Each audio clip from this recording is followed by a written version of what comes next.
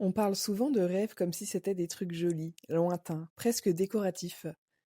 Des trucs qu'on accroche au mur de notre vie en mode un jour peut-être, quand j'aurai le temps, quand j'aurai moins peur, quand je me sentirai prêt ou prête. Mais la vérité, c'est qu'on ne se sent jamais vraiment prêt ou prête et que les rêves ne se réalisent pas parce qu'on le veut très fort, ils se réalisent parce qu'à un moment, on agit malgré la trouille. Aujourd'hui, j'avais envie de vous parler de ça. Pas de motivation bullshit, mais de ce que ça veut vraiment dire de se donner les moyens. La première chose qui m'est venue à l'esprit quand j'étais en train d'écrire cet épisode, c'est vraiment cette façon de romantiser les rêves. Arrêtons de romantiser les rêves. Bien sûr qu'on adore l'idée du rêve, mais on adore beaucoup moins le chemin. Parce que le chemin, il est flou, il est inconfortable, il n'est pas validé forcément par tout le monde. Souvent, il est peut-être mal compris et il est très rarement applaudi au début. T'as rarement des personnes qui t'applaudissent quand tu doutes, personne ne te donne une médaille quand tu recommences pour la quatrième fois, et pourtant c'est là que tout se joue. Les rêves, c'est pas Instagram, c'est surtout des choix invisibles. Et pour être honnête, vouloir un rêve très fort, ça suffit pas. Se donner les moyens, ça veut aussi dire faire de la place pour son rêve, renoncer à autre chose, accepter peut-être d'être nul au début, arrêter d'attendre l'autorisation des autres et parfois accepter de perdre un peu de confort. Et oui, ce confort, ce truc traite qui te murmure, reste là, c'est pas si mal. Parce qu'on sait que notre cerveau déteste l'inconnu. Alors on pourrait passer notre vie à regarder passer notre vie sans jamais vraiment la vivre. Et je trouve ça fou. T'imagines, t'es là, t'as plein d'idées en tête, t'as plein de rêves en tête, mais tu laisses ton cerveau décider à ta place, et lui il te dit, ben non, qu'on est bien comme ça, qu'il faut pas aller vers l'inconnu, parce que c'est terrorisant. Mais alors que parfois l'inconnu c'est la plus belle chose qui peut nous arriver dans notre vie. Alors je pense qu'il est grand temps d'écouter ton âme qui crie c'est pas assez, on y va, fais-le, avant que ton système nerveux et que toutes tes peurs prennent le dessus. De toute façon, si ton rêve ne te fait pas peur, c'est probablement qu'il est trop petit. La peur, elle veut pas dire que tu te trompes. La peur, elle veut dire que tu sors du connu. Et se donner les moyens, c'est avancer avec la peur dans le sac. C'est pas l'éliminer. C'est vraiment regarder cette peur droit dans les yeux et la prendre par la main et lui dire que ça ira. De toute façon, une des seules façons d'avancer dans la vie, c'est vraiment d'arrêter de fuir ses peurs et de devenir ami avec, mais vraiment, parler à vos peurs comme si c'était vos potes. Et c'est comme ça que vous allez avancer, c'est comme ça que vous allez surmonter vos peurs. Mais plus vous allez les fuir, plus elles vont revenir fois 1000.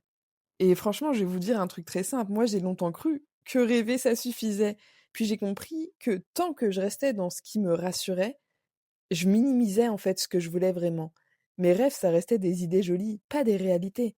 Et le déclic, ça a pas été un moment magique, ça a vraiment été un ras-le-bol profond, ce moment où tu te dis: «Si je le fais pas, je vais me trahir» et franchement, la trahison de soi, c'est la plus douloureuse. Comme dirait Big Flo et Oli: «Vaut mieux des remords que des regrets».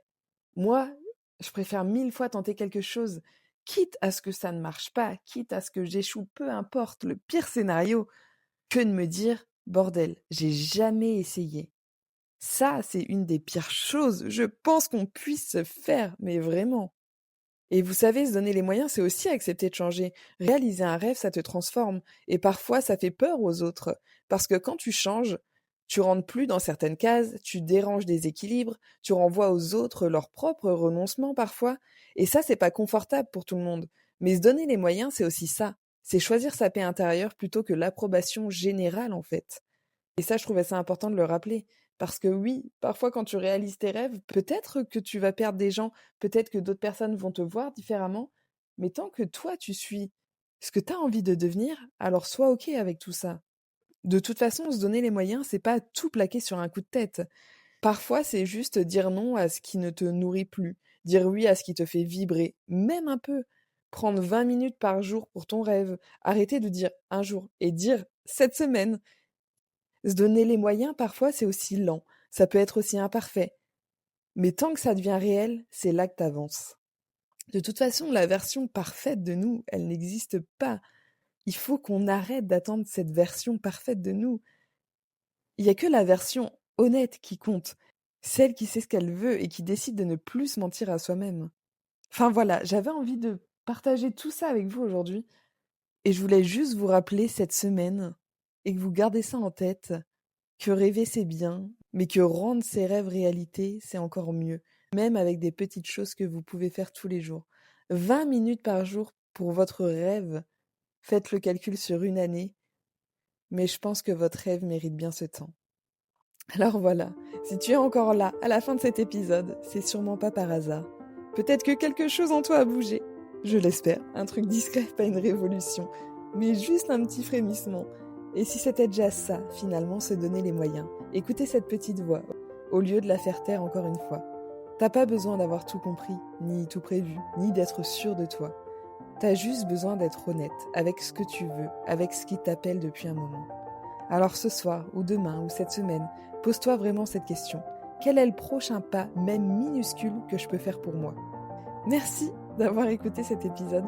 Si cet épisode t'a parlé, si tu t'es reconnu, si ça a mis des mots sur quelque chose que tu ressens, alors partage-le autour de toi, à une personne, ou en story, ou autour d'un café, parce que parfois un épisode de podcast, c'est juste le petit coup d'épaule qu'il fallait pour oser avancer. Merci de t'être accordé ce moment. Je vous souhaite une bonne semaine, un bon fin de mois de janvier. J'espère que votre mois de janvier a été pétillant. Je vous dis à la semaine prochaine pour un tout nouvel épisode. Et petite parenthèse, mais le premier épisode de Pousse la porte, mon deuxième podcast, est sorti. Donc si vous voulez aller l'écouter et entendre parler de cuisine, de choix de vie, de rêve justement, allez-y. Bonne semaine à vous, prenez soin de vous. Ciao!